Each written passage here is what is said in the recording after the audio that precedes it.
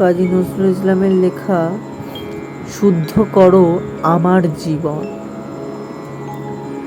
তুমি শুদ্ধ করো আমার জীবন, আমি প্রতিটি ভোরের মতো আবার নতুন হয়ে উঠি, হই সূর্যোদয়।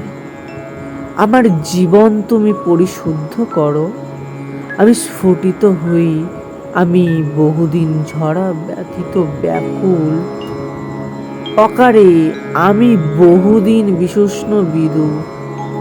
একবার আমার মাথায় হাত রাখো, সুপ্রসন্ন হও, এই দগ্ধ বুকে করো শ্রাবণের অঝোর বর্ষণ।